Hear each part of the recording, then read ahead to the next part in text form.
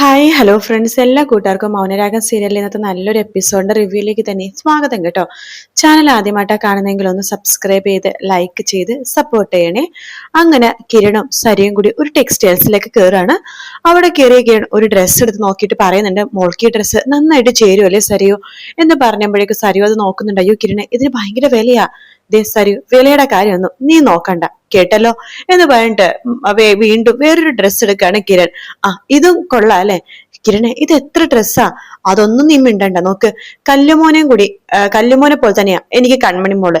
രണ്ടുപേരും തമ്മിൽ ഒരു വ്യത്യാസം എനിക്കില്ല. കല്ലുമോൻ ഇങ്ങനെയാ, എനിക്ക് ഇഷ്ടമുള്ള ഡ്രസ്സ് കണ്ടുകഴിഞ്ഞാൽ ഞാൻ അത് മേടിക്കും, അതിന്റെ വിലയൊന്നും ഞാൻ നോക്കാറില്ല എന്ന് പറഞ്ഞിട്ട് കിരൺ വീണ്ടും രണ്ട് ഡ്രസ്സ് കൂടി എടുത്തിട്ട് സരിയുടെ കയ്യിലേക്ക് കൊടുക്കാണ്. ഇതും കൂടി എടുക്കാം എന്ന് പറഞ്ഞിട്ട്, എടാ ഇതൊക്കെ മതിയുടെ, ഇതിപ്പോ ഒത്തിരിയായി. ദേ ഇനി വിഷുവിനൊന്നും കുഞ്ഞിനെ വേറെ ഡ്രസ്സ് എടുക്കണ്ട കേട്ടോ. ദേ അത് തീരുമാനിക്കണത് നീയല്ല, ഞാനും കല്യാണിയാണ്.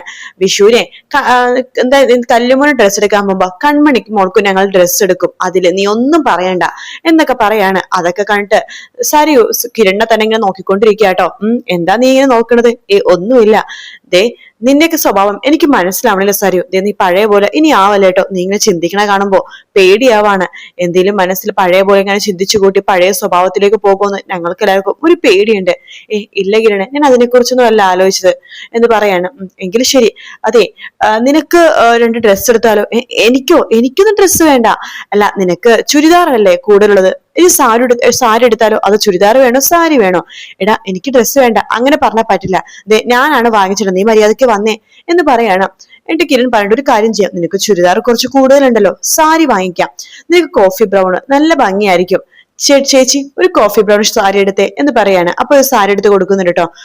ദേ ഈ കളർ നിനക്ക് നന്നായിട്ട് ചേരുന്നില്ലേ? നിനക്ക് നന്നായിട്ട് ചേരും ഈ കോഫി ബ്രൗൺ. പിന്നെ മെറൂൺ, ഡാർക്ക് റെഡ് കളർ, അതൊക്കെയാണ് നിനക്ക് ചേരുന്നത്. എന്നിട്ട് ഡാർക്ക് റെഡും കൂടി എടുക്കേണ്ടത്.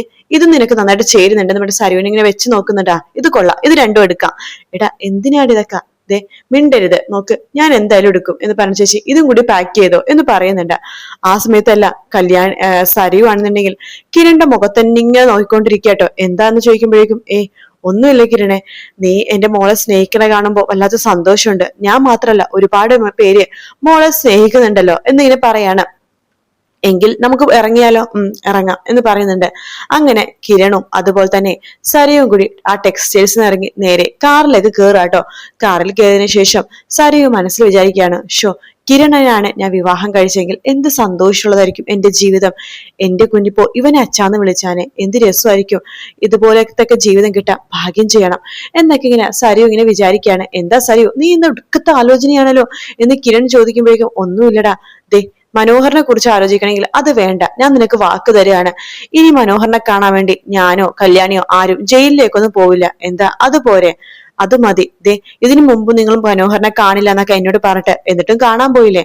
എടാ നീ എനിക്ക് ഇഷ്ടപ്പെടാത്തൊന്നും ചെയ്യരുത്, എനിക്കത് സഹിക്കാൻ പറ്റില്ല. ഞാൻ എന്താണെന്നും എന്റെ സ്വഭാവം എന്താന്നൊക്കെ നിനക്ക് നന്നായിട്ട് അറിയാലോ. അപ്പൊ നീ അത് അറിഞ്ഞു വെച്ചുകൊണ്ട് അങ്ങനെയൊന്നും പെരുമാറല്ലേ. എനിക്കത് വല്ലാതെ വിഷമമാണ്. ഞാൻ പറഞ്ഞില്ല സരിയോ, ദേ ഇനി എന്തായാലും അങ്ങനെ ഒന്നും ഉണ്ടാവില്ല.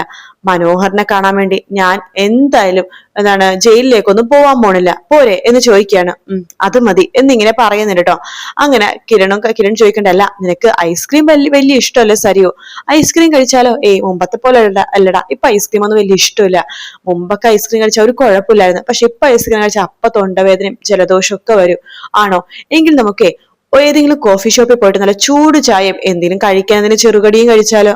അതാണെങ്കിലും ഓക്കെ, എന്നാ ശരി എന്ന് പറഞ്ഞിട്ട് അവര് നേരെ ഒരു റെസ്റ്റോറന്റിലേക്ക് പോയിട്ട് ചായയും അതുപോലെ തന്നെ സ്നാക്സ് ഒക്കെ കഴിച്ച് തിരിച്ച് വീണ്ടും വണ്ടിയിലേക്ക് കയറുക കേട്ടോ. അതേസമയം സരിയു ആണെങ്കിൽ സരിയു അല്ല താരയാണെങ്കിൽ ഇവരെയും കാത്തിങ്ങനെ നിൽക്കാണ്. ആ സമയത്താണ് അവിടേക്ക് കിരണും സരിയും കൂടി വരുന്നത് കേട്ടോ. കുഞ്ഞിനെ കൊണ്ടിങ്ങനെ വരികയാണ്. കുഞ്ഞിനെ കിരണാണ് ഇങ്ങനെ എടുത്തോണ്ട് വരുന്നത്.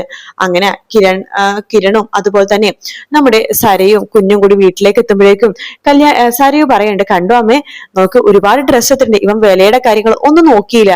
അതെ, ഭക്ഷണത്തിന്റെ കാര്യത്തിലും ഡ്രസ്സിന്റെ കാര്യത്തിലും ഒന്നും നമ്മൾ വില നോക്കാൻ പാടില്ല സരയു.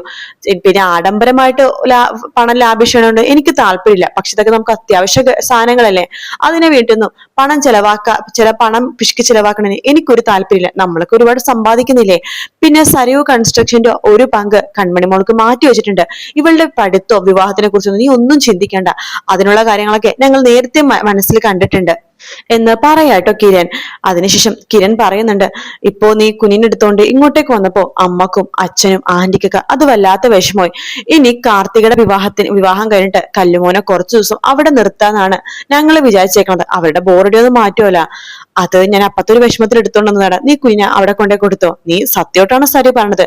എനിക്ക് നിന്റെ സ്വഭാവം മനസ്സിലാക്കാൻ പറ്റുന്നില്ല. എടാ, എന്റെ സ്വഭാവം നീ അല്ലാതെ വേറെ ആര് മനസ്സിലാക്കാനാണ്. നീ കുഞ്ഞിനെ കൊണ്ടുപോയിക്കോ. ഞാൻ പൂർണ്ണ സമ്മതത്തോടാണ് പറഞ്ഞത്. ആണോ എന്ന് പറഞ്ഞിട്ട് കുഞ്ഞിനെ കളിപ്പിച്ചുകൊണ്ടിരിക്കാട്ടോ കിരണ്. ആ സമയത്ത് സരയു ചെറിയൊരു സ്വപ്നം പോലെ കാണണം, നിന്നുകൊണ്ട് സ്വപ്നം കാണുവാട്ടോ. അതായത് കിരണും അതുപോലെ തന്നെ സരയും കുഞ്ഞും കൂടി എവിടെയോ പോയിട്ട് കാറിലേക്ക് കയറാൻ മുമ്പ് സരയുവിനെ ചേർത്ത് പിടിച്ചിരിക്കാട്ടോ കിരണ്. സരയു കിരണോട് ചോദിക്കണ്ടേ, എടാ, എന്റെ കുഞ്ഞിനെ കൊണ്ട് നിന്നെ അച്ഛാന്ന് വിളിപ്പിച്ചൂടെ? നിനക്ക് ഓർമ്മയുണ്ടോ, നമ്മൾ ചെറുപ്പത്തിലുള്ള സമയത്ത് നിന്റെയും സോണിയുടെയൊക്കെ ഗാർഡിയനായിട്ട് എന്റെ അച്ഛനായിരുന്നു, അതായത് നിങ്ങളുടെ അങ്കിളായിരുന്നു ഒപ്പിട്ടോണ്ട് പേര് എഴുതിക്കൊണ്ടിരുന്നത്. അന്ന് നിനക്ക് അച്ഛൻ ഉണ്ടായിരുന്നു, എന്നിട്ട് പോലും എന്റെ അച്ഛനാണ് ആ സ്ഥാനത്തൊക്കെ വന്നിരുന്നത്. അതുപോലെ തന്നെ ഇപ്പോ കൺമണിമോളുടെ അച്ഛൻ അറിയാലോ, ആ ദുഷ്ടൻ, അയാളിപ്പോ ജയിലിലാണ്. അവന് അച്ഛനാണെന്നേ പറയാൻ പറ്റത്തില്ല. അപ്പൊ മോളുടെ അച്ഛനായിട്ട് നിനക്ക് നിന്നൂടെടാ സ്കൂളിലും. അതുപോലെ തന്നെ അവളെ അച്ഛാന്ന് വിളിപ്പിക്കാൻ നീ അവളെ അച്ഛാന്ന് വിളിപ്പിച്ചൂടെടാ എന്ന് ചോദിക്കണം.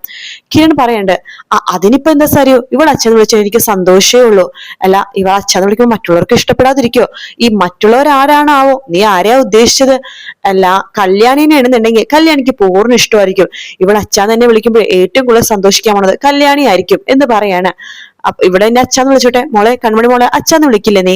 അച്ഛാന്ന് വിളിക്കില്ലേ എന്നൊക്കെ പറഞ്ഞിട്ട് നമ്മുടെ സരിയുവിനെ കൺമണി മോളെ വണ്ടിയിൽ കയറ്റി സന്തോഷത്തോടെ കിരൺ ഇങ്ങനെ പോകുവാട്ടോ. ആ സ്വപ്നം നമ്മുടെ സരിയു ഇങ്ങനെ കണ്ടോണ്ടിരിക്കുകയാണ്. കിരൺ ചോദിക്കണ്ടേ, എന്താ സരിയു നീ ആലോചിക്കുന്നത്? ഒന്നുമില്ല, നീ ഇങ്ങനെ ആലോചിക്കുമ്പോഴേ പേടിയാ നിന്റെ സ്വഭാവം മാറുവാണോന്ന്. പഴയ പോലെ സ്വഭാവത്തിലേക്ക് ആവല്ലേ സരിയു കേട്ടോ നീ. ഇല്ല കിരൺ, ഞാൻ ഒരിക്കലും അങ്ങനെയൊന്നും ആവില്ല. എന്നാ ശരി ആന്റി, പോയിട്ട് വരാം എന്ന് പറഞ്ഞിട്ട് കിരൺ കൺമണി മോളെ കൂട്ടിക്കൊണ്ട് അവിടെ നിന്ന് പോവാട്ടോ. അങ്ങനെ സരിയു അവരെ നോക്കിക്കൊണ്ടിരിക്കുകയാണ്. അവരങ്ങ് പോയി കഴിയുമ്പോഴേക്കും സരിയു നമ്മുടെ താരെടുത്ത് പണ്ട് കണ്ടില്ലമ്മേ, എന്തോരം ഡ്രസ്സാ അവൻ മോൾക്ക് വേണ്ടി വാങ്ങിച്ചതെന്നറിയാവോ? പിന്നെ എനിക്ക് വാങ്ങിച്ചത് ഒരു സാരി, അമ്മക്ക് വാങ്ങിച്ചിട്ടുണ്ട്. എന്റെ ഇഷ്ടം നോക്കിയിട്ടാ അവൻ സാരിയൊക്കെ വാങ്ങിച്ചത്. ഇവനെ പോലത്തെ ഒരു പയ്യൻ ഇവനായിരുന്നു എന്റെ ജീവിതത്തിലേക്ക് ശരിക്കും കയറി വരേണ്ടത്. എങ്കിൽ ജീവിതം എത്ര നന്നായാനെ. ആ സ്ഥലത്താ അവള് കയറുന്നത്, ആ കല്യാണി.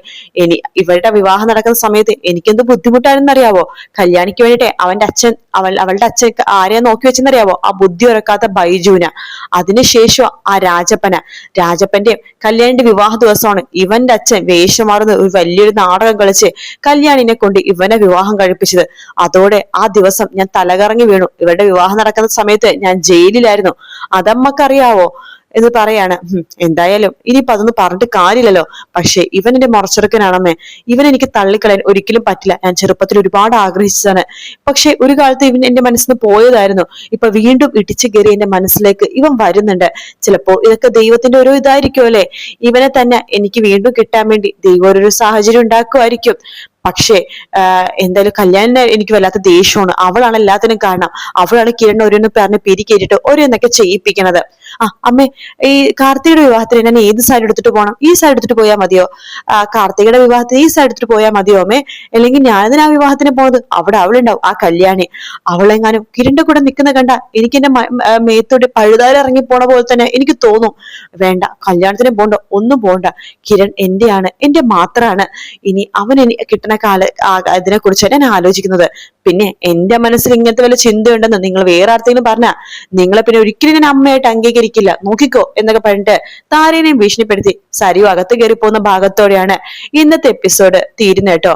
വീഡിയോ ഇഷ്ടപ്പെടാണെന്നുണ്ടെങ്കിൽ ലൈക്ക് ചെയ്യാനും അതുപോലെ തന്നെ സബ്സ്ക്രൈബ് ചെയ്യാനും കമന്റ് ചെയ്യാനും മറക്കല്ലേ. മറ്റൊരു വീഡിയോ ആയിട്ട് വീണ്ടും കാണാം ഫ്രണ്ട്സ്. എല്ലാവർക്കും ടേക്ക് കെയർ. Bye bye.